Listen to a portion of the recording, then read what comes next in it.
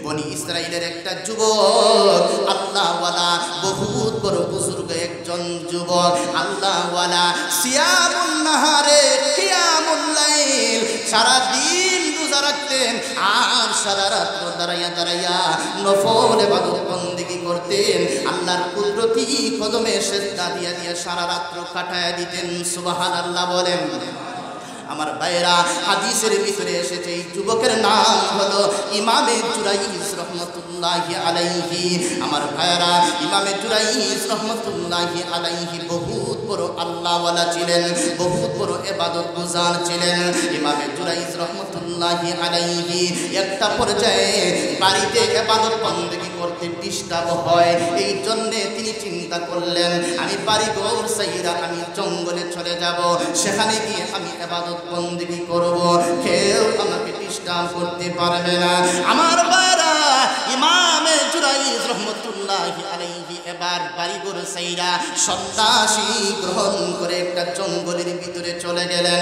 ছোট্ট একটা কুঁড়ে ঘর বানাইয়া এই কুঁড়ে ঘরের ভিতরে ইবাদত বন্দেগী করেন, সারাদিন নফল রোজা রাখেন আর সারা রাত দাঁড়াইয়া দাঁড়াইয়া মহান আল্লাহর কুদরতি কদমে সিজদা দেন, ইবাদত বন্দেগী করেন।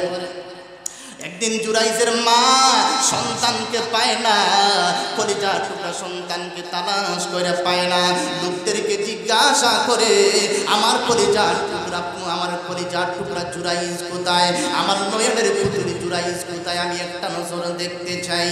তখন লোকেরা এবার জানা দিয়েছে, মাগো তোমার সন্তান জুরাইজ অমুক জঙ্গলের ভিতরে আল্লাহর ইবাদত বন্দেগীর ভিতরে লিপ্ত আছে। মা জননী কলিজার টুকরা সন্তানকে একটা নজর দেখার জন্য এই জঙ্গলার ভিতরে চলে গেলেন। গিয়ে বলেন, ইয়া জুরাইজ আইনা আনতা, ইয়া জুরাইজ আইনা আনতা, হে জুরাইজ তুমি কোথায়, তোমাকে একটা নজর আমি দেখার জন্য আমি এসেছি। হে জুরাইজ তুমি কোথায় রে বাবা, তুমি আমি মায়ের ডাকে সাড়া দাও, আমি তোমাকে দেখার জন্য এসেছি। জুরাইজ কিন্তু তখন নফল নামাজের ভিতরে লিপ্ত। সুবহানাল্লাহ বলেন। জুরাইজ চিন্তা করলেন মায়ের ডাকে সাড়া দিব না আল্লাহর ইবাদত বন্দেগী করব, মায়ের ডাকে সাড়া দিব না নামাজ পড়ব। ইমামে জুরাইজ এখানে ইজতিহাদি ভুল করেছেন। সঠিক মাসআলাটা হলো নফল নামাজের ভিতরে যদি একটা সন্তান থাকে, তার মা বাপ যদি তখন ডাক দেয়, তখন মাসআলা হলো নফল নামাজ ভেঙ্গে দিয়া মা বাবার ডাকে সাড়া দেওয়া হইল জরুরি। ইমামে জুরাইজ এই মাসআলায় তিনি ইজতিহাদি ভুল করেছেন। ইমামে জুরাইজ বলেন নামাজের ভিতরে লিপ্ত থাকবো, মায়ের ডাকে সাড়া দিব না, আমি আল্লাহর গোলামি করব, নামাজ পড়ব। মায়ের ডাকে সাড়া দিলেন না, মা কলিজার ভিতরে কষ্ট পাইলেন, কষ্ট পাইয়া বাড়িতে চলে গেলেন। দ্বিতীয় দিন আবার আসলেন, আয়েশা একইভাবে ডাকা শুরু করে দিয়েছেন, ইয়া জুরাইজ আইনা আনতা, ইয়া জুরাইজ আইনা আনতা, হে জুরাইজ আমার নয়নের পুতুল জুরাইজ তুমি কোথায়, আমি তোমাকে একটা নজর দেখার জন্য এসেছি, বাবারে জবাব দাও। জুরাইজ কিন্তু তখন নফল নামাজের ভিতরে লিপ্ত, মায়ের ডাকে সাড়া দিলেন না, মা চলে গেলেন কষ্ট পাইয়া বাড়িতে। তৃতীয় দিন আবারও এই জঙ্গলার ভিতরে আসলেন, আয়েশা জুরাইজকে তালাশ করেন। জুরাইজ কিন্তু নফল নামাজের ভিতরে লিপ্ত, মা তাকে সাড়া দিলেন না। এবার মা কষ্ট পাইলেন, আমার সন্তান হয়ে আমার মুখ দেখলো না, আমার চেহারাটা পর্যন্ত দেখলো না, আমার তাকে সাড়া দিল না। ওগো আল্লাহ, আমি কষ্ট পাইলাম, আঘাত পাইলাম, কষ্ট পাইয়া জবান থেকে একটা বদদুয়া চলে এসেছে। ওগো আল্লাহ, যেই সন্তান আমি মার মুখ দেখলো না, আমি মার তাকে সাড়া দিল না, আমি মা হইয়া দোয়া করি আমার এই সন্তানটাকে বেশ্যা মহিলার মুখ না দেখাইয়া মরণ দিও না। নাউজুবিল্লাহ জুড়ে বলেন। মা জননী দোয়া করেছে, মা তো সন্তানের জন্য মুস্তাজাবুন দাওয়াত, মা দোয়া করেছে সরাসরি আরশে আজিমের ভিতরে কবুল হয়ে গেছে। কারণ মা বাপ যদি সন্তুষ্ট হয়, মহান আল্লাহ পর্যন্ত সন্তানের উপর সন্তুষ্ট হয়ে যায়। রাযার রাব্বি ফি রাযাল ওয়ালিদ ওয়া সাখাতুর রাব্বি ফি সাখাতিল ওয়ালিদ। একটা সন্তানের উপর যদি তার মা বাবা সন্তুষ্ট থাকে, মহান আল্লাহ পর্যন্ত তার উপর সন্তুষ্ট হয়ে যায়।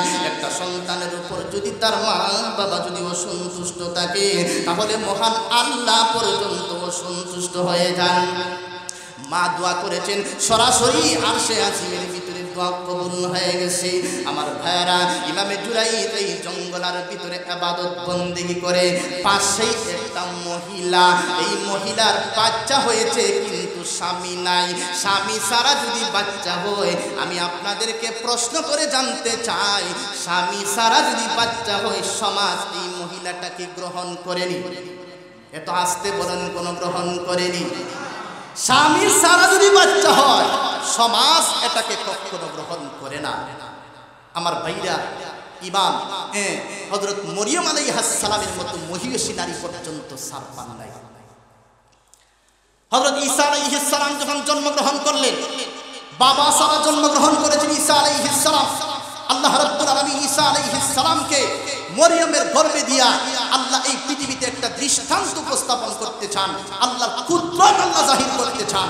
আল্লাহ যখন মারিয়াম আলাইহিস সালামের গর্ভে ঈসা আলাইহিস সালামকে যখন দিলেন, ঈসা আলাইহিস সালাম যখন পৃথিবীতে আগমন করলেন, মারিয়াম আলাইহিস সালাম যখন তাকে প্রসব করলেন, প্রসব করার পরে এবার মারিয়াম আলাইহিস সালামের চেহারাটা মলিন, খুব চিন্তিত, খুব মনক্ষুণ্ণ। আহারে, এখন যদি সমাজের ভিতরে যায়, সমাজের মানুষ তো এটা কখনো বিশ্বাস করবে না, সমাজের মানুষ এটা কখনো মেনে নিতে পারবে না। কারণ আমার স্বামী নাই, আমাকে কোনো পুরুষ জীবনে করে যদি স্পর্শ করতে পারে না। এখন যদি বাচ্চা নিয়ে সমাজে যায়, তাহলে সমাজের মানুষ এটা কখনো গ্রহণ করবে না। চিন্তায় পড়ে গেছে, খুব চিন্তা করতেছেন। অবশেষে সন্তান নিয়ে যখন সমাজে চলে গেলেন, বাস্তব কথা, মানুষগুলা এবার টিটকারি মারা শুরু করে দিয়েছে। দেখছো দেখছো, মরিয়মের বাবা তো খারাপ লোক ছিল না, মরিয়মের ভাই তো খারাপ লোক ছিল না, সে এমন কাজটা কেমনে করবে? মানুষ কথা বলা শুরু করে দিয়েছে। হযরত মরিয়ম আলাইহিস সালামকে মহান আল্লাহ রাব্বুল আলামিন জানায় দিয়েছে, মরিয়ম, চিন্তা করার কোনো দরকার নাই, তুমি শুধুমাত্র শাহাদাত আঙ্গুল দিয়ে তোমার এই দুধের বাচ্চাটার দিকে তুমি একটু ইশারা করবে, এটাই তোমার জন্য যথেষ্ট। মরিয়ম আলাইহিস সালাম কোনো কথা বলে না, শুধুমাত্র শাহাদাত আঙ্গুল দিয়ে ঈসা আলাইহিস সালামের দিকে, ছোট্ট বাচ্চা, দুধের বাচ্চার দিকে একটু ইশারা করলেন। ইশারা করে বুঝাইয়া দিয়েছেন, আমি কোনো কথা বলবো না, আমার দুধের সন্তান ঈসা তোমাদের কথা জবাব দিয়ে দিবে। আল্লাহু আকবার বলে।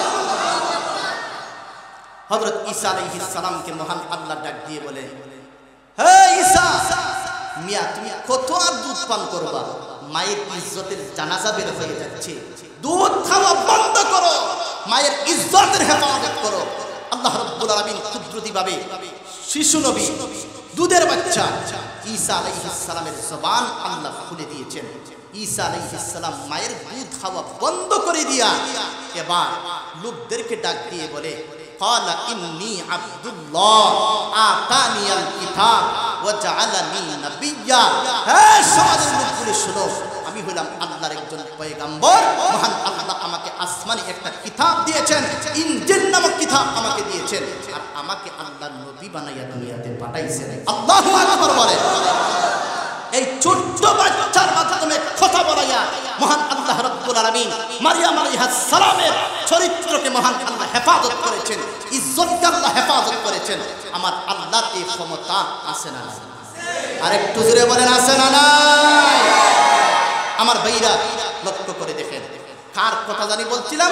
ইমামে জুরাইজ রাহমাতুল্লাহি আলাইহির কথা বলছিলাম। ওই যে মহিলা একটা ছোট্ট বাচ্চা নিয়ে বাদশার দরবারে হাজির হয়ে গেছে।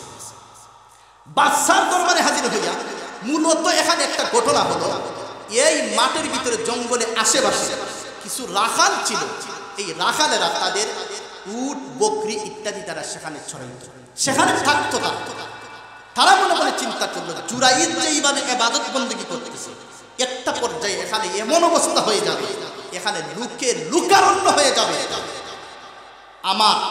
আমাদের এখানে আর ছাগল, বকরি, উট এখানে আর চড়াইতে পারবো না, এখান থেকে আমরা অন্যত্র চলে যেতে হবে।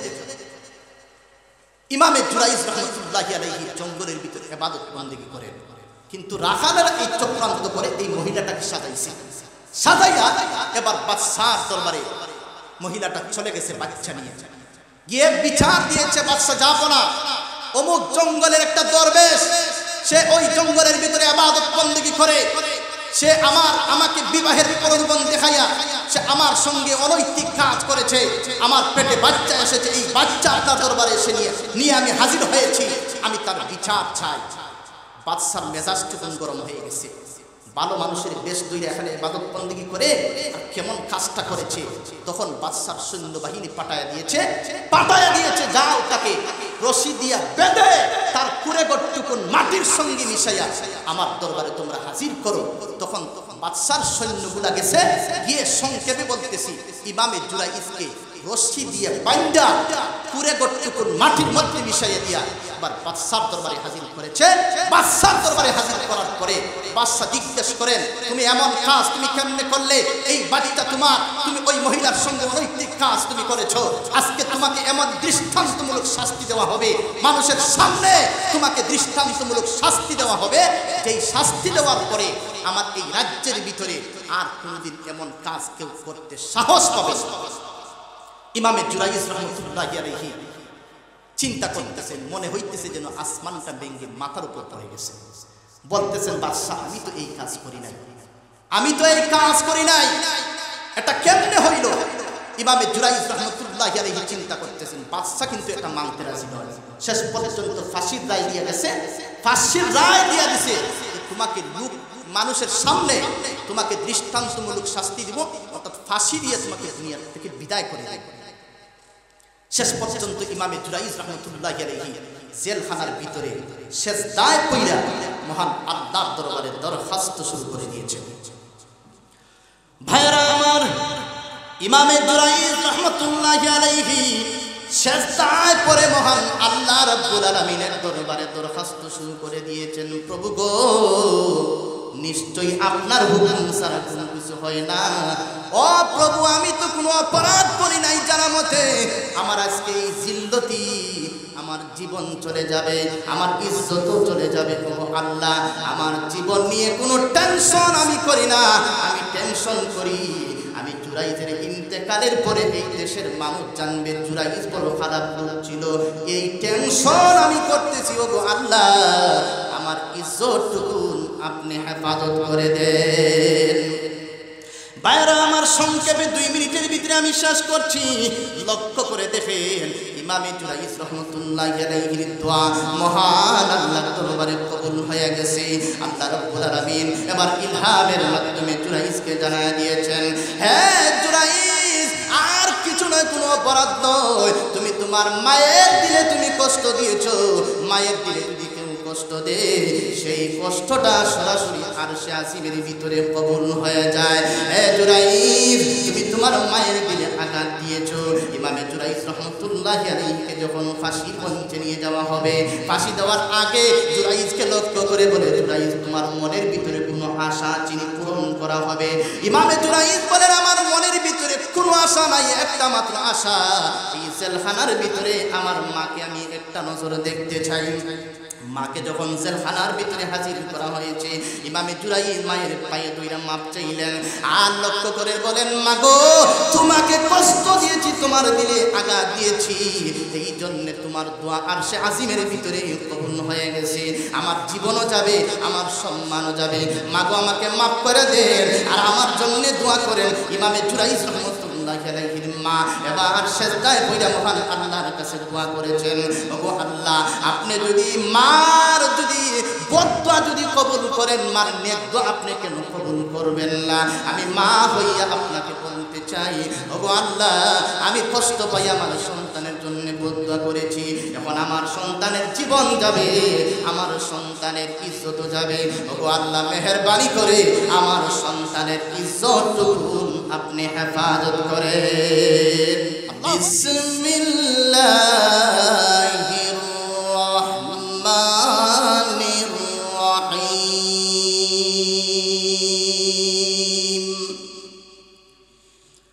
ওয়া ক্বাদা রাব্বুকা আল্লা তা'বুদু ইল্লা ইয়্যাহু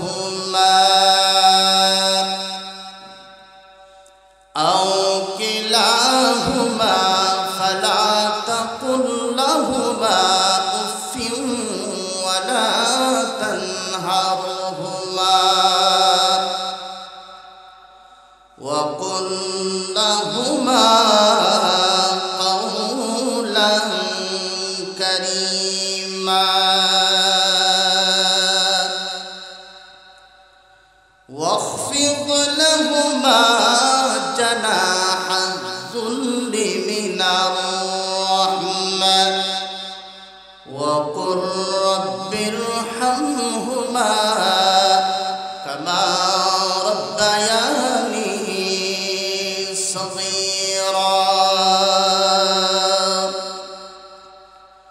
وقال النبي صلى الله عليه وسلم رضا الرب في رضا الوالد وسخط الرب في سخط الوالد.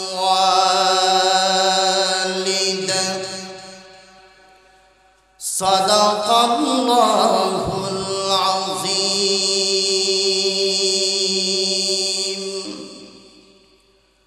وصدق رسوله النبي الأمي الكريم ونحن على ذلك لمن الشاهدين والشاكرين والحمد لله رب العالمين.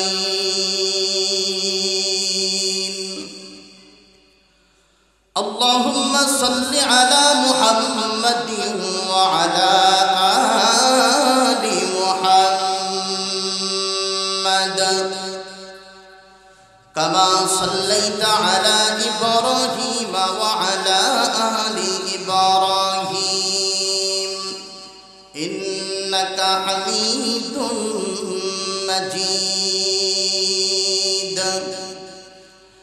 اللهم بارك على محمد وعلى آل محمد كما باركت على إبراهيم وعلى آل إبراهيم إنك حميد مجيد. بلغ العلا بكماله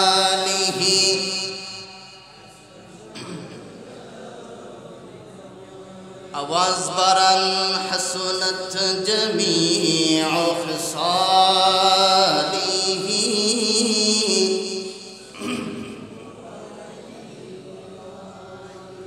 جر آواز محبت بلغ العلا بکماله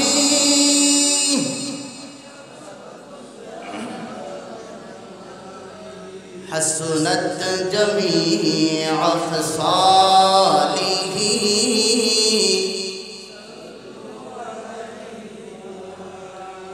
একটু জিকির করেন লা ইলাহা ইল্লাল্লাহ। সবাই আওয়াজ করে পড়েন লা ইলাহা সুবহানাল্লাহ ওয়ালহামদুলিল্লাহ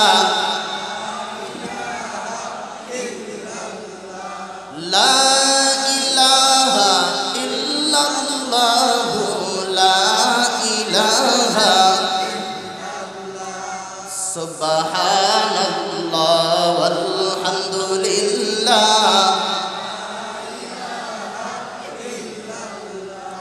লা ইলাহা ইল্লাল্লাহু মুহাম্মাদুর রাসূলুল্লাহ সাল্লাল্লাহু আলাইহি ওয়াসাল্লাম।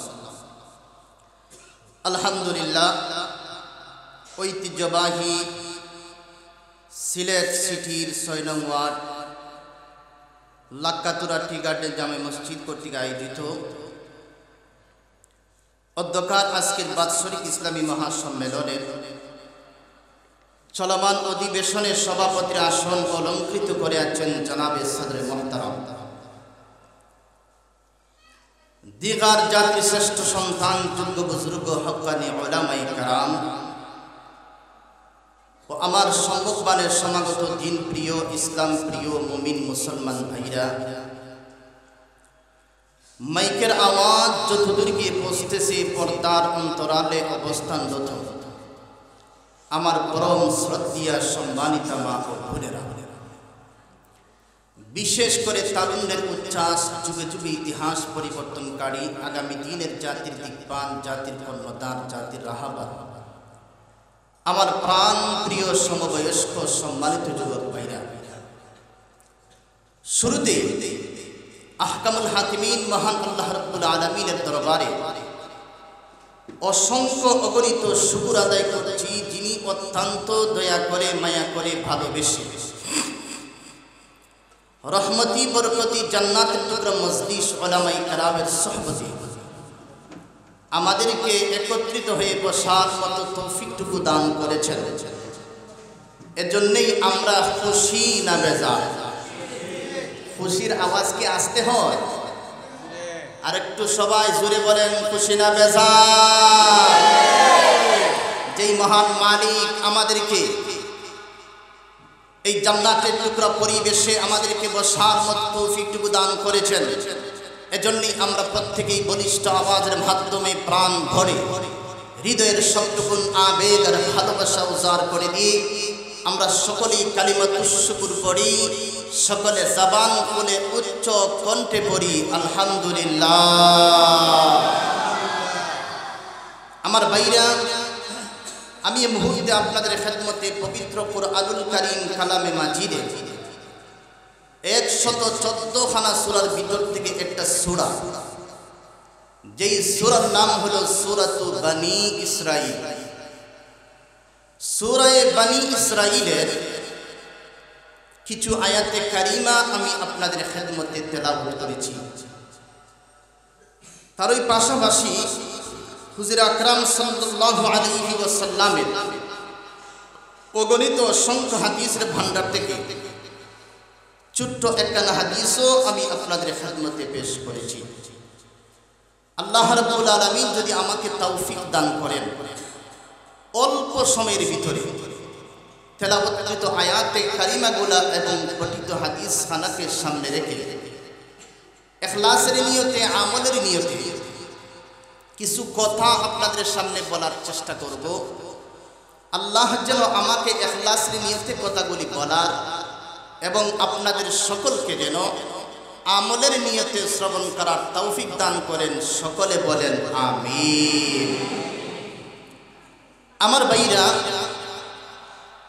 আজকের এই বাৎসরিক ওয়াজ এই মসজিদের উদ্যোগে আয়োজন করা হয়েছে। আপনারা এখানে বসে বসে বয়ান শুনতেছেন। হতে পারে আপনার আমার জন্য এই মাহফিল জীবনের শেষ মাহফিলও হয়ে যেতে পারে। কথা বলেন ঠিক কিনা? এই মাহফিল আপনার আমার জন্য জীবনের শেষ মাহফিলও হয়ে যেতে পারে। হতে পারে এই মাহফিল আগামী বছর এখানে হবে, কিন্তু আমি দুনিয়াতে থাকব না। এই জন্যে এই মাহফিলটাকে হেলায় দুলায় না হাঁটাইয়া আমি অনুরোধ করব, যারা বাহিরে রাস্তাঘাটে অযথা সময় নষ্ট করতেছেন, মসজিদে অনেক জায়গা খালি রয়েছে, মেহরবানি করে মসজিদের ভিতরে আসেন, কোরআন হাদিসের কথাগুলি শুনেন আর এর উপর আমল করে জীবনকে পরিবর্তনের চেষ্টা করেন। আমার ভাইরা, আমি ভূমিকায় কোনো লম্বা কথা বলবো না, সরাসরি আমি আমার তেলাওয়াতকৃত আয়াতে কারিমার দিকে আপনাদেরকে নিয়ে যেতে চাই। আয়াতে কারিমা আমি তেলাওয়াত করেছি সূরাতু বনী ইসরাঈলের। সূরা বনী ইসরাঈলের এই আয়াতের ভিতরে আল্লাহ রাব্বুল আলামিন মাতা পিতার হক, মাতা পিতার খেদমতের আলোচনা এই আয়াতে কারিমাগুলোর ভিতরে আল্লাহ রাব্বুল আলামিন বর্ণনা করেছেন। আজকের যে বিষয়বস্তুটা, এই বিষয়বস্তু সম্পর্কে আপনারা অনেক বয়ান শুনেন, অনেক উলামায়ে কেরামের জবান থেকে কথাগুলো শুনেন। আমি মনে করি বর্তমান এই পরিস্থিতিতে এই বয়ানটুকুন বেশি বেশি হওয়া দরকার। কথা বলেন ঠিক কিনা? আজকে এমনও সন্তান আছে যে বৃদ্ধ বাবা বৃদ্ধা মাকে বৃদ্ধাশ্রমে পাঠাইয়া দেয়, এমন সন্তান এই সমাজে আছে না নাই? এত আসতে বলেন কেন, আছে না নাই? ভাইরা আমার, তেলাওয়াতকৃত আয়াতে কারিমার ভিতরে আপনার আমার নবী বিশ্ব নবী রাহমাতুল লিল আলামিনকে মহান আল্লাহ খেতাব করে সম্বোধন করে আল্লাহ বলেন وَقَضَى رَبُّكَ أَلَّا تَعْبُدُوا إِلَّا إِيَّاهُ وَبِالْوَالِدَيْنِ إِحْسَانًا আল্লাহ রাব্বুল আলামিন আপনার আমার নবী বিশ্ব নবীকে খেতাব করে সম্বোধন করে আমার আল্লাহ বলেন নবী গো আপনার রবের পক্ষ থেকে চূড়ান্ত ফয়সালা হয়ে গেছে চূড়ান্ত ডিসিশন হয়ে গেছে চূড়ান্ত ফয়সালা যেখানে হয়ে যায় সেখানে আপিল করার আর কোনো সুযোগ থাকে না আমার আল্লাহ জানায় দিয়েছে নবী গো আপনার রবের পক্ষ থেকে চূড়ান্ত ফয়সালা হয়ে গেছে চূড়ান্ত ডিসিশন হয়ে গেছে আমি আল্লাহর পক্ষ থেকে দুইটা ফয়সালা দুইটা চূড়ান্ত ডিসিশন এক নম্বরের ফয়সালা হলো ওগো নবী আপনি আপনার উম্মতদেরকে জানায়া দেন আল্লাহ তা'বুদু ইল্লা ইয়া তারা যেন একমাত্র আমি আল্লাহ রাব্বুল আলামিনের গোলামি করে কথা বলেন ঠিক কি না আমার ভাইরা আমি আপনাদেরকে প্রশ্ন করে জানতে চাই গোলামি করব কার এত আস্তে বলেন কেন জোরে বলেন কার মাথা নত করব কার সামনে সন্তান যদি চাইতে হয় কোনো মাজারে গিয়ে চাইবো না চাইবো কার কাছে আল্লাহর কাছে চাইবো আমার আল্লাহ কাউকে সন্তান দেয় আল্লাহ ইচ্ছা করলে কাউকে সন্তান দেয় না আমার আল্লাহর এই ক্ষমতা আছে না নাই অবশ্যই আমার আল্লাহর এই ক্ষমতা আছে আমার আল্লাহ কাউকে ইচ্ছা করলে সন্তান দেয় আমার আল্লাহ যদি ইচ্ছা করে সন্তান দেয় না আমার আল্লাহ যদি ইচ্ছা করে ছেলে দেয় আমার আল্লাহ যদি ইচ্ছা করে মেয়ে দেয় আমার আল্লাহ ইচ্ছা করলে ছেলেও দেয় না মেয়েও দেয় না এটা আমার আল্লাহর হুকুমে হয় কথা বলেন ঠিক কি না এই জন্য আল্লাহ বলেন ওগো নবীজি আপনার রবের পক্ষ থেকে চূড়ান্ত ফয়সালা হয়ে গেছে চূড়ান্ত ডিসিশন হয়ে গেছে এক নম্বরের ফয়সালা হলো আপনার উম্মতগুলোকে জানায় দেন তারা যেন একমাত্র আমি আল্লাহর গোলামি করে আমি আল্লাহর ইবাদত বন্দেগী করে আমি আল্লাহর ইবাদত বন্দেগীর ভিতরে যেন কাউকে শরীক না করে আল্লাহ বলেন ওয়াবুদুল্লাহা ওয়ালা তুশরিকু বিহি শাইআ আল্লাহ বলেন আমি আল্লাহর ইবাদত বন্দেগী করো আমি আল্লাহর গোলামি করো আমি আল্লাহর গোলামির ভিতরে কাউকে শরীক সাব্যস্ত কইরো না অংশীদার বানায়ো না গোলামি করব একমাত্র আল্লাহর কথা বলেন ঠিক কি না দুই নম্বরের ফয়সালা আমার আল্লাহ জানায়া দে ওগো নবীজি দুই নম্বরের ফয়সালা হলো আপনি আপনার উম্মতগুলোকে জানায়া দেন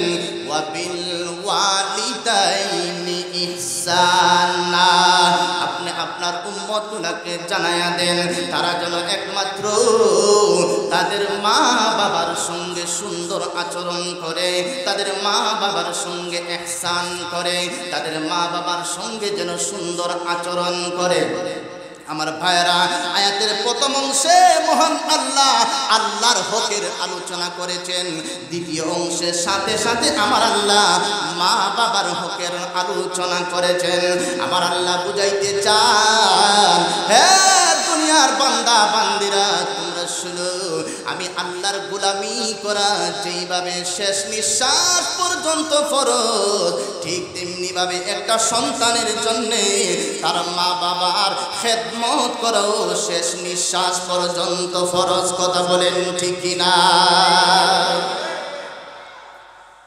আল্লাহর গোলামি করা শেষ নিঃশ্বাস পর্যন্ত যেমনি ভাবে ফরজ ঠিক তেমনি ভাবে একটা সন্তানের জন্য তার মা বাবার খেদমত করা শেষ নিঃশ্বাস পর্যন্ত ফরজ। কথা বলেন ঠিক কিনা? আমার ভাইরা, আমি অনুরোধ করবো আপনারা এদিক সেদিক তাকাবেন না, একটু মনোযোগ দিয়ে কথাগুলো শুনেন। আপনাদের যদি মনোযোগ থাকে আমার জবান থেকে মূল্যবান কথাগুলো বের হবে। কথা তো আমি বলবো না, কথা আমার আল্লাহর হুকুমে আসবে, আমার আল্লাহর পক্ষ থেকে আসবে। এই জন্যে যতক্ষণ পর্যন্ত কথা শুনবেন একটু মনোযোগ দিয়ে কথাগুলো শুনবেন। শুধুমাত্র আমার দিকে তাকান, আর কোথাও তাকানোর কোনো দরকার নাই, শুধু আমার দিকে তাকান। আমি কি বলি একটু শুনেন। আমার ভাইয়া, আল্লাহ রাব্বুল আলামিন বুঝাইতে চান আমি আল্লাহর গোলামি করা যেমনি ভাবে শেষ নিঃশ্বাস পর্যন্ত ফরজ, ঠিক তেমনি ভাবে একটা সন্তানের জন্য তার মা বাবার খেদমত করা শেষ নিঃশ্বাস পর্যন্ত ফরজ। কথা বলেন ঠিক কিনা? আমার ভাইরা, আল্লাহ রাব্বুল আলামিন এর পরের অংশে আল্লাহ বলেন, ইম্মা ইয়াবলুগান্না ইনদাকাল কিবারা আহাদুহুমা আও কিলাহুমা ফালা তাকুল লাহুমা উফফিন ওয়ালা তানহারহুমা। আল্লাহ বলেন, হে পৃথিবীর সন্তানগুলি, তোমরা শোনো, তোমাদের মা বাবা দুইজন অথবা যে কোনো একজন যদি বৃদ্ধ বয়সে যদি পৌঁছিয়া যায়, আমি আপনাদেরকে প্রশ্ন করে জানতে চাই, একজন মা বাবার খেদমতের প্রয়োজন মা বাপ জোয়ান থাকতে বেশি হয় না বৃদ্ধ হয়ে গেলে বেশি হয়? কথা বুঝেন না মনে হয়? একজন মা বাপ যদি বৃদ্ধ হয়ে যায় তখন মা বাবার খেদমতের বেশি প্রয়োজন হয়। আমার আল্লাহ বলেন, তোমার মা বাবা দুইজন অথবা যে কোনো একজন যদি বৃদ্ধ বয়সে যদি পৌঁছিয়া যায়, তখন তোমার মা নিজে নিজে খাইতে পারে না, তখন তুমি সন্তানের জন্য দায়িত্ব হলো তোমার মায়ের মুখের ভিতরে খাবার তুলে দেওয়া। কারণ তুমিও একদিন ছোট ছিলে, তুমি নিজে নিজে খাইতে পারতে না, তোমার মা তোমাকে আদর করে যত্ন করে তোমাকে মুখে তুলে তুলে তোমাকে খাওয়াইয়া বড় করেছে। তোমার মা এখন বৃদ্ধ হয়ে গেছে, বৃদ্ধা হয়ে গেছে, তোমার মা নিজে নিজে খাইতে পারে না, তুমি সন্তানের দায়িত্ব হলো তোমার মার মুখের মধ্যে খাবার তুলে দেওয়া। তোমার বাবা নিজে নিজে খাইতে পারে না, তুমি সন্তান হিসেবে তোমার দায়িত্ব হলো তোমার বাবার মুখে খাবার তুলে দেওয়া। তোমার বাবা একা একা গোসল করতে পারে না, তুমি সন্তান হিসেবে তোমার দায়িত্ব হলো তোমার বাবাকে তুমি গোসল করাইয়া দেওয়া। তোমার বাবা একা একা জামা পরতে পারে না, তুমি সন্তানের উপর দায়িত্ব হলো তোমার বাবার কাপড় তুমি পরিধান করাইয়া দিবে। এই জন্য আমার আল্লাহ বলেন, ইম্মা ইয়াবলুগান্না ইনদাকাল কিবারা আহাদুহুমা আও কিলাহুমা, তোমার মা বাবা দুইজন অথবা যে কোনো একজন যদি বৃদ্ধ বয়সে যদি পৌঁছিয়া যায়, তখন তুমি তোমার মা বাবার সঙ্গে এমন আচরণ তুমি করবা না যেই আচরণে তোমার মা বাবা কষ্ট পাইয়া উফ শব্দ উচ্চারণ করে, এমন আচরণ করা যাবে না। কথা বলেন ঠিক কিনা? আল্লাহ বলেন, ফালা তাকুল লাহুমা উফ, তোমার মা বাবার সামনে উফ শব্দ তুমি উচ্চারণ করতে পারবে না বিরক্ত হইয়া, অথবা তোমার মা বাবা তোমার আচরণে বিরক্ত হইয়া তোমার সামনে কষ্ট পাইয়া উফ শব্দ উচ্চারণ করতে পারবে না। ওয়ালা তানহারহুমা, তোমার মা বাবাকে তুমি ধমক দিয়ে কথা বলতে পারবে না। ওয়ালা তানহারহুমা ওয়া কুল লাহুমা কাওলান কারীমা, তোমার মা বাবার সঙ্গে তুমি সুন্দর সুন্দর কথা বলো, উত্তম উত্তম কথা বলো, আদব আসমত রক্ষা করে মা বাবার সঙ্গে তুমি কথা বলতে হবে। এটা আমার আল্লাহর পক্ষ থেকে ফয়সালা। কথা বলেন ঠিক কিনা? ভাইরা আমার, এরপরে আল্লাহ বলেন, ওয়াখফিজ লাহুমা জানাহাজ-যুল্লি মিনার রাহমা, তোমার মা বাবার পায়ের নিচে তোমার রহমতের ডানা, তোমার সদাচরণের ডানা তোমার মা বাবার পায়ের নিচে তুমি বিছাইয়া দাও। আর তোমার মা বাবার জন্য তুমি দোয়া করো ওয়াকুর রাব্বির হামহুমা কামা রাব্বায়ানি সগীরা। ওগো আল্লাহ, আমার মা বাবা আমাকে ছোট্টবেলা আদর সোহাগ দিয়ে যেইভাবে লালন পালন করেছে, দয়া করেছেন, ঠিক তেমনি ভাবে আমার মা বাবার উপরেও আপনি আল্লাহর পক্ষ থেকে দয়া করে দেন। সুবহানাল্লাহ বলেন। আমার মায়েরা, মা বাপ বড় নিয়ামত। যার মা বাপ দুনিয়াতে নাই সে জানে তার মা বাবার কতটুকু কদর রয়েছে। যার মা বাবা দুনিয়াতে নাই সে জানে তার মা বাবার কতটুকু কদর রয়েছে। মা বাপ যদি দুনিয়াতে থাকে তোমার জান্নাত দুনিয়াতে আছে। আমার ভাইরা, একজন সাহাবী আল্লাহর নবী বিশ্ব নবী সাহাবায়ে কেরামের সামনে হাদিস বর্ণনা করতেছেন। আল্লাহর নবী বলেন, একটা সন্তান যদি তার মা বাবার চেহারার দিকে সুনজরে ভালোবাসার নজরে যদি একটা বার যদি তাকায়, তাহলে মহান আল্লাহ তার আমলনামার ভিতরে একটা মাকবুল হজের সওয়াব আল্লাহ লিপিবদ্ধ করে দেয়। একজন সাহাবী আল্লাহর নবীকে প্রশ্ন করেন, ওগো আল্লাহর নবী, আমি আপনার কাছ থেকে জানতে চাই, একটা সন্তান যদি প্রতিদিন তার মা বাবার চেহারার দিকে সুনজরে ভালোবাসার নজরে মহব্বতের নজরে যদি 100 বার যদি প্রতিদিন তাকায়, 100টা মাকবুল হজের সওয়াব তার আমলনামায় দেওয়া হবে নি। আল্লাহর নবী বিশ্ব নবী জবাব দিয়ে বলেন, সাহাবীরে তুমি শোনো, কেউ যদি তার মা বাবার চেহারার দিকে সুনজরে ভালোবাসার নজরে যদি প্রতিদিন 100 বার যদি তাকাইতে পারে, 100 বার তাকাইতে দেরি হয়, মহান আল্লাহ তার আমলনামার ভিতরে 100টা মাকবুল হজের সওয়াব লিপিবদ্ধ করে দিতে একটা সেকেন্ডও দেরি হয় না। ভাইরা আমার, মা বাপ বড় নিয়ামত, মা বাপ বড় নিয়ামত। একজন সাহাবী আল্লাহর নবীকে প্রশ্ন করেন, ওগো আল্লাহর নবীজি, কার খেদমত করব? নবীজি বলেন, উম্মুকা, তোমার মার খেদমত করবে। সুবহানাল্লাহ বলেন। সাহাবী আবার প্রশ্ন করলেন, ওগো আল্লাহর নবী, এরপরে আমি কার খেদমত করব? আল্লাহর নবী বলেন, তোমার মার। সুবহানাল্লাহ বলেন। তৃতীয়বার সাহাবী প্রশ্ন করেন, নবী গো, এরপরে আমি কার খেদমত করব? আল্লাহর নবী বলেন, তোমার মা। চতুর্থবার ওই সাহাবী প্রশ্ন করেন, ওগো আল্লাহর নবীজি, এরপরে আমি কার খেদমত করব? আল্লাহর নবী বলেন, সুম্মা আবুকা, তোমার বাবার। সুবহানাল্লাহ বলেন। মায়ের কথা কয়বার আল্লাহর নবী বললেন? মায়ের কথা 3 বার বললেন, আর বাবার কথা নবীজি 1 বার বললেন। আমার ভাইয়েরা, কেন নবীজি বললেন? কারণ মা জাতি এমন জাতি, মা জাতি সন্তানের জন্য অতিরিক্ত 3টা কষ্ট করে থাকে, যা পৃথিবীর কোনো বাবার পক্ষে কোনোদিন সম্ভব নয়। আল্লাহ রাব্বুল আলামিন পবিত্র কুরআনুল হাকীমের ভিতরে অন্য আয়াতের ভিতরে আল্লাহ রাব্বুল আলামিন বলেন, ওয়া ওয়াসাইনাল ইনসানা বিওয়ালিদাইহি ইহসানা। আল্লাহ বলেন, হে পৃথিবীর মানুষ, তোমরা শোনো, আমি আল্লাহর পক্ষ থেকে পৃথিবীর সমস্ত মানুষদেরকে আমি আল্লাহর পক্ষ থেকে ওসিয়ত করছি, আমি আল্লাহর পক্ষ থেকে ওসিয়ত করছি, এই ইনসান, যে ইনসানের ভিতরে হিন্দু আছে, ইনসানের ভিতরে মুসলমানও আছে, ইনসানের ভিতরে খ্রিস্টানও আছে, খ্রিস্টান আছে, সর্বধর্মের সকল ধর্মের মানুষ এই ইনসানের ভিতরে আছে। আমার আল্লাহর হুকুম হলো বিশ্বজনীন, আমার আল্লাহর বিধান হলো সার্বজনীন।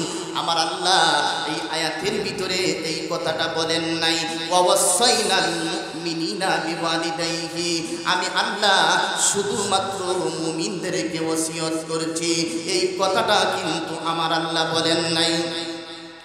আমার আল্লাহ এই কথাটা বলেন নাই।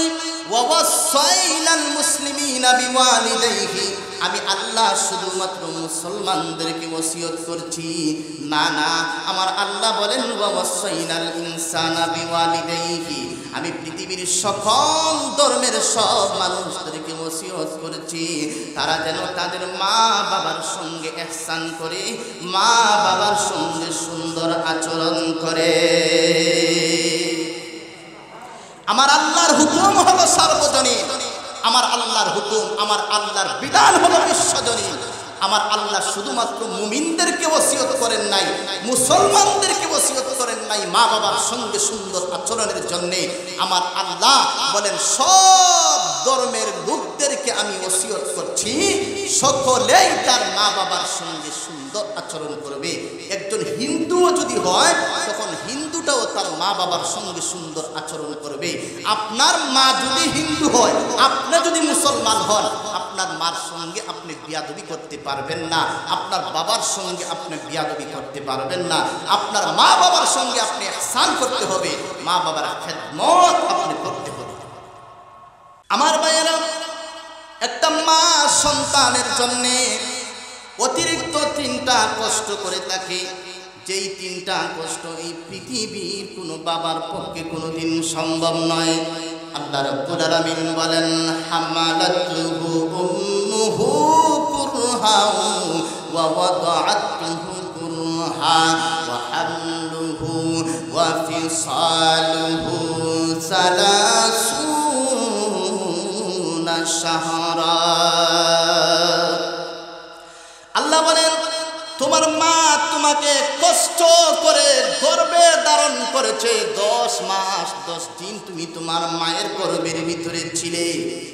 তোমার মা গভীর রজনীতে ঘুমের ঘরে মগ্ন, এমনি অবস্থায় তুমি তোমার মায়ের পেটের ভিতরে তুমি লাথি মারছো। তোমার মা জননী আর ঘুমাইতে পারে না, চিৎকার দিয়ে ঘুম থেকে উঠে বসে যায়। তোমার মা তোমাকে কষ্ট করে গর্ভে ধারণ করেছে, তোমার মা তোমাকে কষ্ট করে প্রসব করেছে। প্রসব করতে যাইয়া তোমার মার কষ্ট হইছে, কলস কলস রক্ত গেছে। তোমার মা তোমাকে কষ্ট করে প্রসব করেছে, তোমার মা তোমাকে কষ্ট করে 2 বছর দুধ পান করাইছে। এই যে অতিরিক্ত 3টা কষ্ট, এই 3টা কষ্ট একমাত্র পৃথিবীর মা জাতি করে, এই পৃথিবীর বাবার পক্ষে কোনোদিন সম্ভব নয়। কথা বলেন ঠিক কিনা? এই জন্য আল্লাহর নবী মা জাতিকে মাহরুম করেন নাই। মায়ের কথা নবীজি 3 বার বলেছেন, আর বাবার কথা আল্লাহর নবীজি 1 বার বলেছেন। সুবহানাল্লাহ বলেন। মায়ের কথা কয়বার বলেছেন? 3 বার বলেছেন, আর বাবার কথা নবীজি 1 বার বলেছেন। কারণ মা 3টা কষ্ট অতিরিক্ত সন্তানের জন্য করে, যেই 3টা কষ্ট পৃথিবীর বাবার পক্ষে কোনোদিন সম্ভব নয়। আমার ভাইরা, মা বাপ বড় নিয়ামত। আল্লাহর নবী মা বাপ পান নাই। নবীজি যখন মায়ের গর্ভে ছিলেন, নবীজির বাবা আব্দুল্লাহ দুনিয়া থেকে চিরদিনের জন্য বিদায় হয়ে গেলেন। নবীজি এতিম, আমার নবীর মতো এতিম এই নীল আকাশের নিচে সবুজ পৃথিবীর বুকে দ্বিতীয় আরেকজন হতে পারে না। কথা বলেন ঠিক কিনা? আমার নবী মায়ের গর্ভে আব্দুল্লাহ দুনিয়া থেকে বিদায় হয়ে গেলেন। আমার নবীর বয়স যখন 6 মাস 6 বছর, তখন নবীজি উনার পিতা আব্দুল্লাহর কবর জিয়ারত করার জন্য নবীজি গেছেন। রাস্তায় উনার মা দুনিয়া থেকে চিরদিনের জন্য বিদায় হয়ে গেলেন। আমার নবী এতিম, মা বাপ পান নাই, মা বাবার খেদমত নবীজি বেশি দিন করতে পারেন নাই। কিন্তু চাচার সঙ্গে নবীজি কেমন আচরণ করেছেন, দুধ মায়ের সঙ্গে নবীজি কেমন আচরণটা করেছেন। আমার ভাইরা লক্ষ্য করে দেখেন, নবীজির চাচা হযরত আমির হামজা রাদিয়াল্লাহু তাআলা, যিনি উহুদের ময়দানে শাহাদাত বরণ করেছিলেন। নবীজি আমির হামজা রাদিয়াল্লাহু তাআলা শাহাদাতে আল্লাহর নবীজি এত পরিমাণে বেশি আঘাত পাইলেন, এত পরিমাণে আল্লাহর নবী কষ্ট পাইলেন। নবীজির কলিজার ভিতরে আঘাত এসেছে। আল্লাহর নবী চাচাকে বাবার মতন বেশি মহব্বত করেন, ভালোবাসেন। কারণ নবীজি মানুষের মুখে শুনেছেন যে নবীজির বাবার কিছু প্রতিচ্ছবি চাচা আমির হামজার ভিতরে ছিল, এই জন্যে চাচার প্রতি নবীজি বড় দুর্বল ছিলেন। চাচার মহব্বতে নবীজি সব সময় চাচাকে মহব্বত করতেন, ভালোবাসতেন, কলিজা দিয়া চাচাকে মহব্বত করতেন। ওই চাচা আমির হামজা রাদিয়াল্লাহু তাআলা আনহু একমাত্র আল্লাহর নবীর মহব্বতে আর ভালোবাসায় আল্লাহর নবীকে খুশি করার জন্য, নবীজির সম্মানার্থে তিনি কালেমা পড়ে মুসলমান হয়ে গিয়েছিলেন। আমার ভাইরা লক্ষ্য করে দেখেন, সংক্ষেপে কথাগুলি বলছি। হযরত আমির হামজা রাদিয়াল্লাহু তাআলা আনহু একবার গেছেন শিকার করার জন্য, তীর ধনুক নিয়ে শিকার করার জন্য গেছেন। শিকার কইরা যখন বাড়িতে আসলেন, আয়েশা দেখেন ওনার বিবির চেহারাটা মলিন দেখা যায়। একটা কথা আমরা সকলেই জানি, স্বামী যখন বাহির থেকে কাজ কইরা ঘরে আসে, আয়েশা যখন দেখে বিবির চেহারাটা মলিন, কোন স্বামীর কিন্তু ভালো লাগে না। কথা বলেন ঠিক কিনা? আমির হামজা রাদিয়াল্লাহু তাআলা আনহু বাড়িতে আয়েশা দেখেন ওনার বিবির চেহারাটা খুব মলিন হয়ে আছে। জিজ্ঞেস করলেন, তোমার চেহারাটা মলিন কেন? তোমার চেহারার ভিতরে কষ্ট ছাপ লাগতেছে, তোমার চেহারা মলিন কেন? কারণটা কি আমি একটু জানতে চাই। আমির হামজা রাদিয়াল্লাহু তাআলা আনহু বিবি ডাক দিয়ে বলেন, ও প্রাণের স্বামী, আমাদের যে একটা ইতিম ভাতিজা মুহাম্মদ, এই মুহাম্মদকে পাষণ্ড আবু জাহাল এমন একটা আঘাত করেছে, আঘাত করে তার শরীর থেকে রক্ত প্রবাহিত করে দিয়েছে।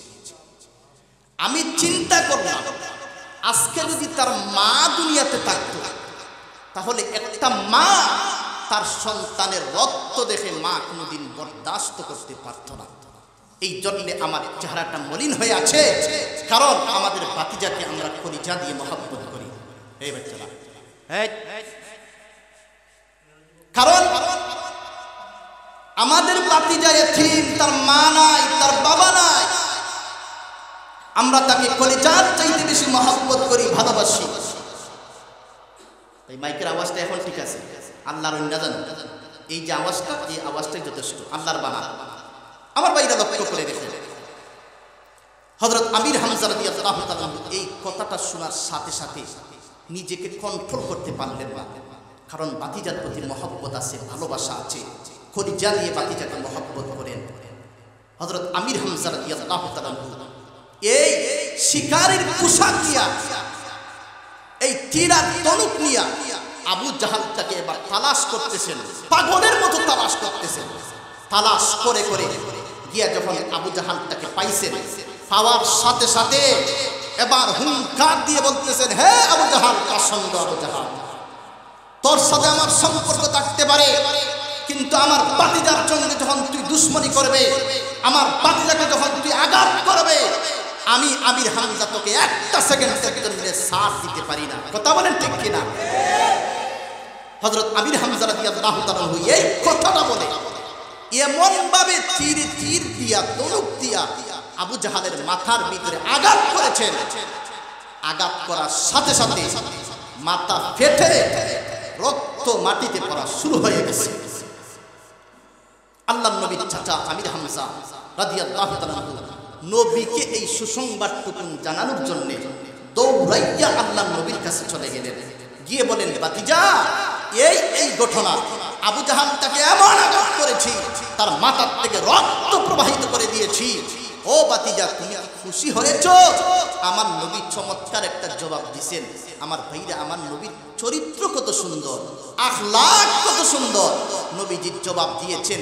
এই জবাবটা শুই নাই আমির হামজা রাদিয়াল্লাহু তাআলা আনহু আল্লাহর নবীর প্রতি মুগ্ধ হইয়া কালেমা পড়ে মুসলমান হয়েছে। জবাবটা কি দিয়েছেন? আল্লাহর নবী বলেন, চাচা, রক্তের বদলা রক্ত নিয়া আমাকে খুশি করতে পারবেন না চাচা, আঘাতের বদলা আঘাত দিয়ে আমাকে খুশি করতে পারবেন না। বলে, ভাতিজা, তুমি খুশি হও কোন জিনিসে?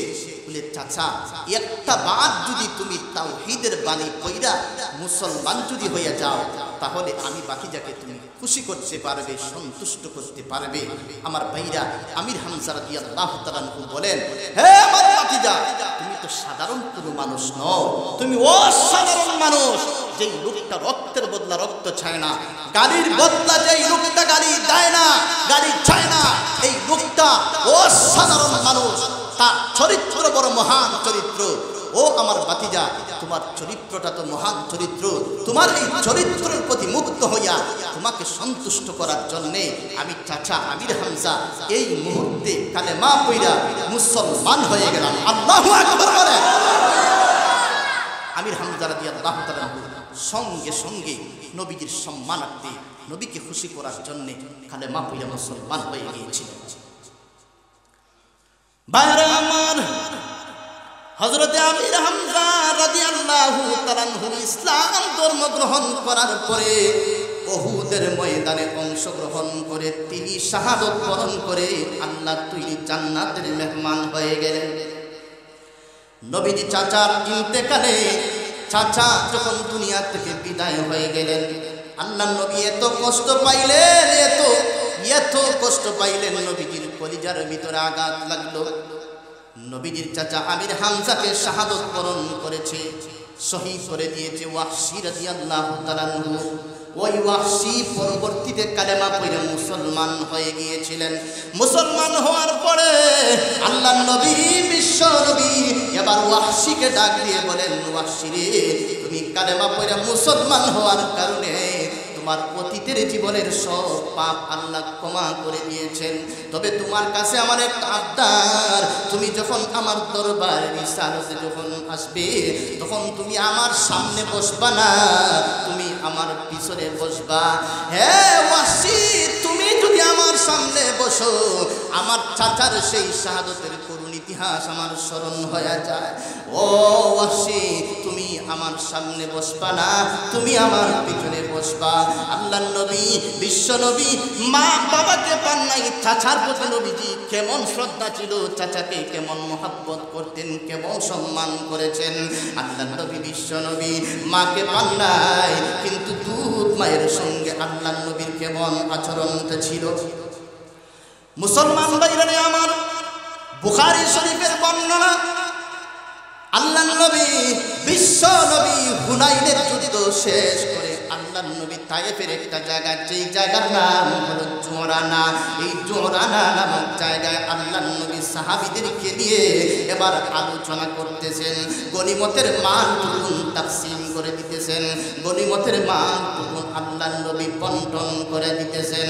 এমনি মুহূর্তে সাহাবায়ে কেরাম তাকায় দেখে একটা মহিলা সাধারণ বেশে, সিম্পল বেশে হেঁটে হেঁটে আসতেছে।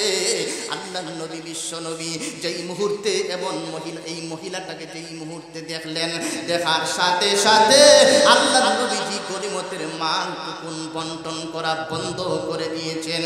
আল্লাহর নবী, বিশ্ব নবী এই মহিলাটাকে আগায়া আনার জন্যে নবীজি চলে গেলেন, মহিলাটাকে আগায়া আনলেন। নবীজির গায়ে একটা চাদর মুবারক ছিল, এই চাদর মুবারক কানা এই মহিলার সম্মানার্থে বসার জন্য নবীজি জমিনে বিছায়া দিয়েছেন। এই মহিলার সঙ্গে আল্লাহ নবী, বিশ্ব নবী আদব আজমত রক্ষা করে মহিলার সঙ্গে কথা বললেন। এরপরে যাওয়ার সময় আল্লাহর নবী এই মহিলাটাকে কিছু হাদিয়া উপটুকুন দিয়া আল্লাহর নবী 40 কদম আগাইয়া দিয়ে বিদায় করে দিলেন। সাহাবায়ে কেরামের মনে প্রশ্ন, আল্লাহর নবী, বিশ্ব নবী একজন সাধারণ মহিলাকে কেমন সম্মান করলেন? সাহাবায়ে কেরাম প্রশ্ন করে বসলেন, নবী গো, আপনার কাছ থেকে জানতে চাই, আপনি একজন সাধারণ মহিলাকে দেখে গনিমতের মাল আপনি বন্টন করা বন্ধ করে দিয়েছেন। শুধু তা নয়, এই মহিলাটাকে আপনি আগায়া আনলেন। ওগো আল্লাহর নবী, আপনার চাদর মুবারকে জিব্রাইল পর্যন্ত বসার সাহস পায় না। আপনি একজন সাধারণ মহিলাকে দেখে আপনার চাদরখানা জমিনের ভিতরে আপনি বিছায়া দিয়েছেন। এই মহিলার সঙ্গে আপনি আদব আজমত রক্ষা করে কথা বললেন। ওগো নবী, জানতে চাই এই মহিলাটাকে। আল্লাহর নবী চোখের পানি ছেড়ে দিয়ে কান্দে, আর সাহাবায়ে কেরামকে কান্না মাখা কণ্ঠে ডাক দিয়ে বলে, সাহাবীরা রে, তোমরা জানো না ওই মহিলাটা কে? ও আমার সাহাবীরা, তোমরা শোনো, আমি আমার মার আদর আমি বেশি দিন পাই নাই। আমার বয়স যখন 6 বছর, আমার মা আমিনা দুনিয়া থেকে চিরদিন দুনিয়ার জন্য বিদায় হয়ে গেলেন। আমি এতিম, আমাকে কে লালন পালন করবে? যেই মা আমাকে দুধ পান করাইছে, আমাকে কুলে কুলে কুলে লইয়া আমাকে বড় করেছে, দুধ পান করাইয়া আমাকে বড় করেছে, উনি হলেন আমার সেই দুধ মা হালিমাতুস সাদিয়া। আল্লাহু আকবার বলেন। উনি হলেন আমার দুধ মা হালিমাতুস সাদিয়া। আমি আমার মার খেদমত করতে পারি নাই, আমি আমার দুধ মায়ের খেদমত আমি করেছি। আমার ভাইয়েরা, নবীজি দুধ মায়ের সঙ্গে কেমন আচরণটা করলেন, চাচার সঙ্গে কেমন আচরণটা করলেন। ও ভাই, মা বাপ বড় নিয়ামত। যার মা বাপ দুনিয়াতে আছে তার জান্নাত আছে, যার মা বাপ দুনিয়াতে নাই সে জানে তার মা বাবার কতটুকু কদর রয়েছে। এই জন্যে মায়ের দিলে আঘাত দেওয়া যাবে না, বাবার দিলে আঘাত দেওয়া যাবে না। মায়ের দিলে যদি আঘাত দেন, মা বাপ হলেন সন্তানের জন্য মুস্তাজাবুদ দাওয়াত।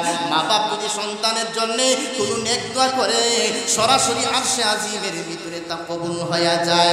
মা বাপ যদি সন্তানের জন্য কোনো বদদোয়া করে, কোনো পর্দা থাকে না, সরাসরি আরশে আজিমের ভিতরে তা কবুল হয়ে যায়। আল্লাহু আকবার বলেন। আমার ভাইয়েরা, লক্ষ্য করে দেখেন মা বাবার খেদমত করলে লাভ কি হয়, আর মা বাবার খেদমত যদি একটা সন্তান করে না তার ক্ষতিটা কি হয়। আগে আমরা ক্ষতির কথা জানবো, এরপরে আমরা লাভের কথা জানবো। আমার ভাইয়েরা, বুখারী শরীফের বর্ণনা, বুখারী শরীফে হাদিস এসেছে, বনি ইসরাইলের একটা যুবক, আল্লাহওয়ালা, বহুত বড় বুজুর্গ একজন যুবক, আল্লাহওয়ালা, সিয়ামুন নাহারে কিয়ামুল লাইল, সারা দিন রোজা রাখতেন আর সারা রাত দাঁড়াইয়া দাঁড়াইয়া নফল ইবাদত বন্দেগী করতেন। আল্লাহর কুদরতি কদমে সেজদা দিয়া দিয়া সারা রাত্র কাটায়া দিতেন। সুবহানাল্লাহ বলেন। আমার ভাইরা, হাদিসের ভিতরে এসেছে এই যুবকের নাম হলো ইমামে জুরাইজ রহমতুল্লাহি আলাইহি। আমার ভাইরা, ইমামে জুরাইজ রহমতুল্লাহি আলাইহি বহুত বড় আল্লাহওয়ালা ছিলেন, বহুত বড় ইবাদত গুজার ছিলেন। ইমামে জুরাইজ রহমতুল্লাহি আলাইহি একটা পর্যায়ে বাড়িতে ইবাদত বন্দেগী করতে ডিস্টার্ব হয়, এই জন্যে তিনি চিন্তা করলেন আমি বাড়ি ঘর সাইরা আমি জঙ্গলে চলে যাব, সেখানে গিয়ে আমি ইবাদত বন্দেগী করব, কেউ আমাকে ডিস্টার্ব করতে পারবে না। আমার ভাইরা, ইমামে জুরাইজ রহমতুল্লাহি আলাইহি এবার বাড়ি ঘর সাইরা সন্ন্যাসী গ্রহণ করে একটা জঙ্গলের ভিতরে চলে গেলেন। ছোট্ট একটা কুঁড়ে ঘর বানাইয়া এই কুঁড়ে ঘরের ভিতরে ইবাদত বন্দেগী করেন, সারাদিন নফল রোজা রাখেন আর সারা রাত দাঁড়াইয়া দাঁড়াইয়া মহান আল্লাহর কুদরতি কদমে সেজদা দেন, ইবাদত বন্দেগী করেন। একদিন জুরাইজের মা সন্তানকে পায় না, কলিজার টুকরা সন্তানকে তালাশ করে পায় না। লোকদেরকে জিজ্ঞাসা করে আমার কলিজার টুকরা জুরাইজ কোথায়, আমার নয়নের পুতুলি জুরাইজ কোথায়, আমি একটা নজর দেখতে চাই। তখন লোকেরা এবার জানা দিয়েছে, মাগো তোমার সন্তান জুরাইজ অমুক জঙ্গলের ভিতরে আল্লাহর ইবাদত বন্দেগীর ভিতরে লিপ্ত আছে। মা জননী কলিজার টুকরা সন্তানকে একটা নজর দেখার জন্য এই জঙ্গলার ভিতরে চলে গেলেন। গিয়ে বলেন, ইয়া জুরাইজ আইনা আনতা, ইয়া জুরাইজ আইনা আনতা, হে জুরাইজ তুমি কোথায়, তোমাকে একটা নজর আমি দেখার জন্য আমি এসেছি। হে জুরাইজ তুমি কোথায় রে বাবা, তুমি আমি মায়ের ডাকে সাড়া দাও, আমি তোমাকে দেখার জন্য এসেছি। জুরাইজ কিন্তু তখন নফল নামাজের ভিতরে লিপ্ত। সুবহানাল্লাহ বলেন। জুরাইজ চিন্তা করলেন মায়ের ডাকে সাড়া দিব না আল্লাহর ইবাদত বন্দেগী করব, মায়ের ডাকে সাড়া দিব না নামাজ পড়ব। ইমামে জুরাইজ এখানে ইজতিহাদি ভুল করেছেন। সঠিক মাসআলাটা হলো নফল নামাজের ভিতরে যদি একটা সন্তান থাকে, তার মা বাপ যদি তখন ডাক দেয়, তখন মাসআলা হলো নফল নামাজ ভেঙ্গে দিয়া মা বাবার ডাকে সাড়া দেওয়া হইল জরুরি। ইমামে জুরাইজ এই মাসআলায় তিনি ইজতিহাদি ভুল করেছেন। ইমামে জুরাইজ বলেন, নামাজের ভিতরে লিপ্ত থাকবো, মায়ের ডাকে সাড়া দিব না, আমি আল্লাহর গোলামি করব, নামাজ পড়ব। মায়ের ডাকে সাড়া দিলেন না। মা কলিজার ভিতরে কষ্ট পাইলেন, কষ্ট পাইয়া বাড়িতে চলে গেলেন। দ্বিতীয় দিন আবার আসলেন। আয়েশা একইভাবে ডাকা শুরু করে দিয়েছেন, ইয়া জুরাইজ আইনা আনতা, ইয়া জুরাইজ আইনা আনতা, হে জুরাইজ, আমার নয়নের পুতুলি জুরাইজ, তুমি কোথায়? আমি তোমাকে একটা নজর দেখার জন্য এসেছি, বাবারে জবাব দাও। জুরাইজ কিন্তু তখন নফল নামাজের ভিতরে লিপ্ত, মায়ের ডাকে সাড়া দিলেন না। মা চলে গেলেন কষ্ট পাইয়া বাড়িতে। তৃতীয় দিন আবারও এই জঙ্গলার ভিতরে আসলেন। আয়েশা জুরাইজকে তালাশ করেন। জুরাইজ কিন্তু নফল নামাজের ভিতরে লিপ্ত, মা তাকে সাড়া দিলেন না। এবার মা কষ্ট পাইলেন, আমার সন্তান হয়ে আমার মুখ দেখলো না, আমার চেহারাটা পর্যন্ত দেখলো না, আমার তাকে সাড়া দিল না। ওগো আল্লাহ, আমি কষ্ট পাইলাম, আঘাত পাইলাম। কষ্ট পাইয়া জবান থেকে একটা বদদুয়া চলে এসেছে।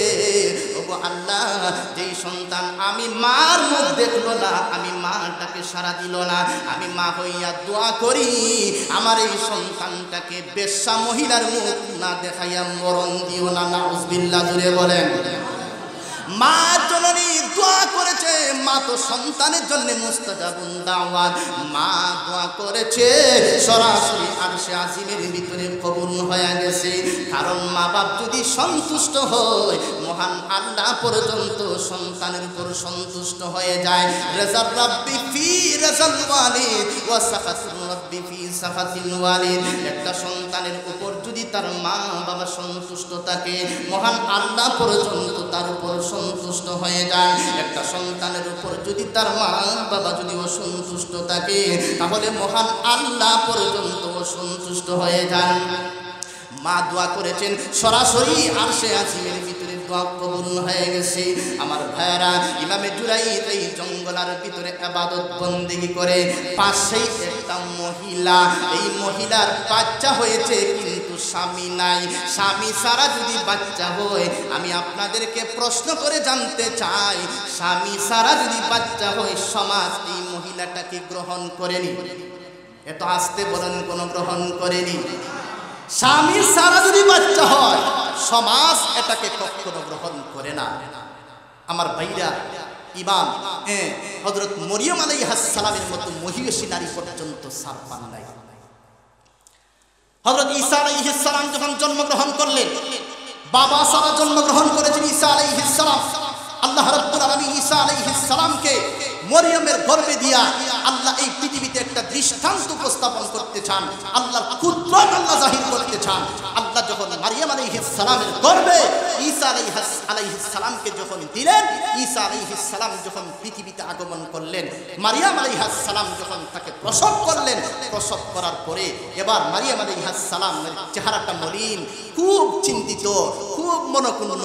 আহারে, এখন যদি সমাজের ভিতরে যায়, সমাজের মানুষ তো এটা কখনো বিশ্বাস করবে না, সমাজের মানুষ এটা কখনো মেনে নিতে পারবে না। কারণ আমার স্বামী নাই, আমাকে কোনো পুরুষ জীবনে করে যদি স্পর্শ করতে পারে না।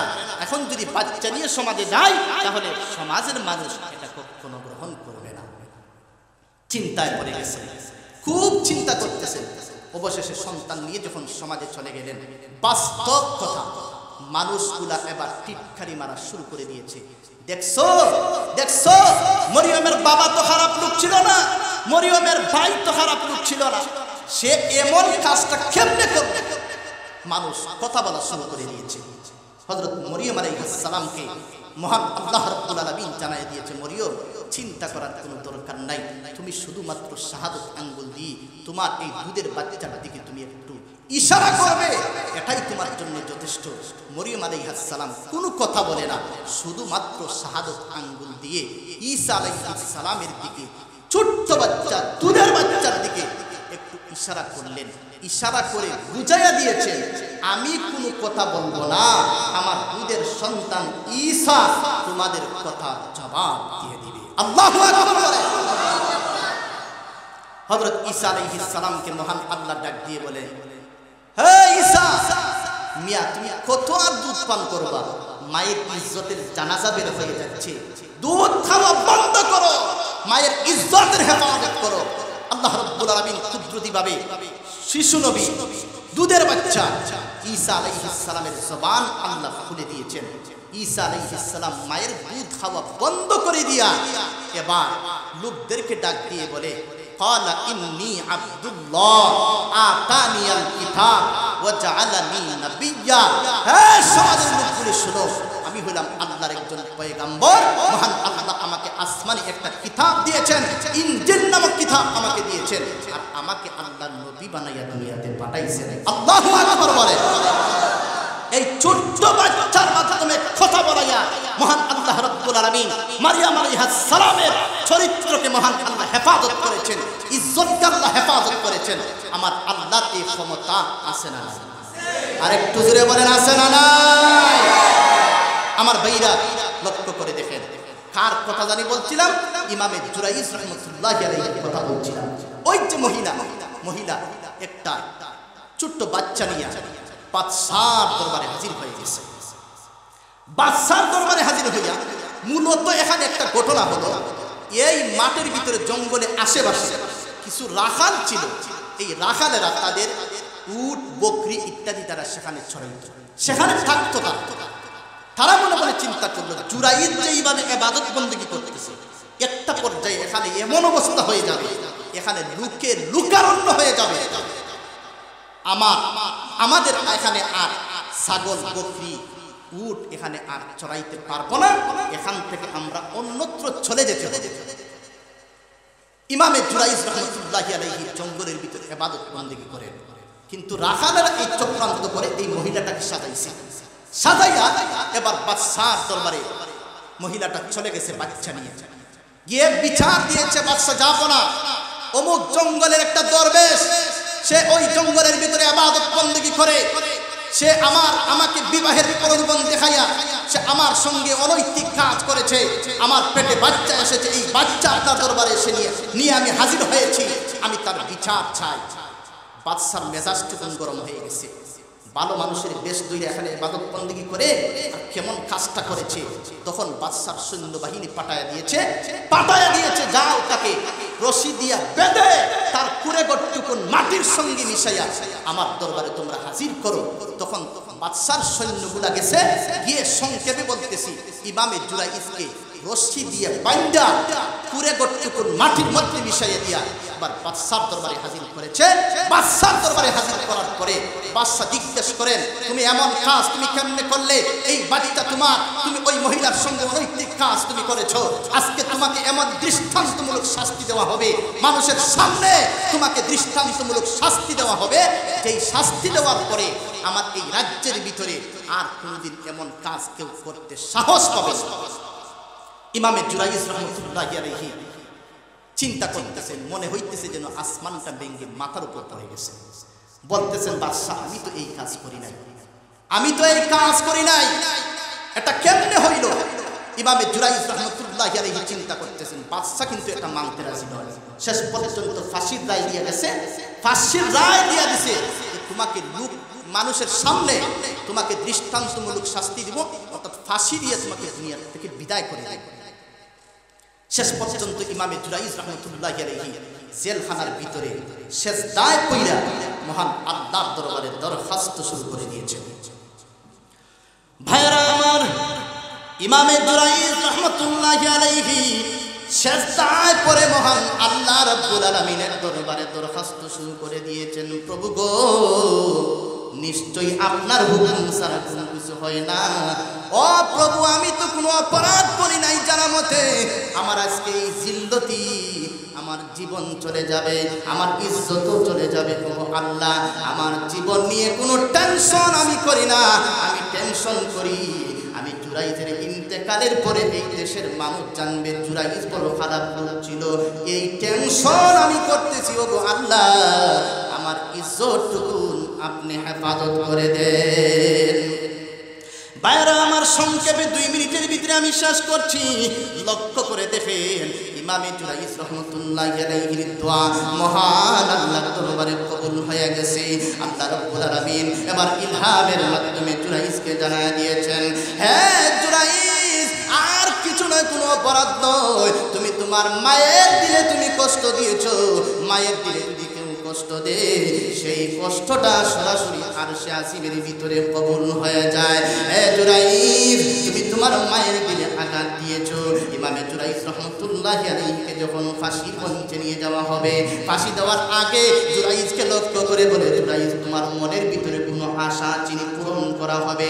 ইমামে জুরাইজ বলেন, আমার মনের ভিতরে কোনো আশা নাই, একটা মাত্র আশা, এই জেলখানার ভিতরে আমার মাকে আমি একটা নজর দেখতে চাই।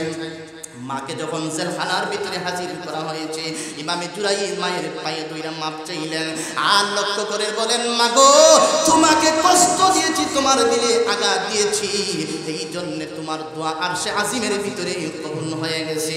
আমার জীবনও যাবে, আমার সম্মানও যাবে, মাগো আমাকে মাফ করে দেন আর আমার জন্য দোয়া করেন। ইমামে জুরাইজ রহমতুল্লাহি আলাইহির মা এবার সেজদায় পড়ে মহান আল্লাহর কাছে দোয়া করেছেন, ওগো আল্লাহ, আপনি যদি মার যদি বদদোয়া যদি কবুল করেন, মার নেক দোয়া আপনি কেন কবুল করবেন না? আমি মা হইয়া আপনাকে বলতে চাই, ওগো আল্লাহ, আমি কষ্ট পাই আমার সন্তানের জন্য বদদোয়া করেছি, এখন আমার সন্তানের জীবন যাবে, আমার সন্তানের ইজ্জত যাবে, ওগো আল্লাহ মেহেরবানি করে আমার সন্তানের ইজ্জতটুকু আপনি হেফাজত করেন। আল্লাহু আকবার বলে। আমার ভাইরা, আমি আর সামনে পাচ্ছি না, এতটুকুন তাহত অন্যদিন যদি সুযোগ হয় বলবো। মেহমান চলে আসছেন, মেহমানকে রাইকা কথা বলা যায় না, এই জন্য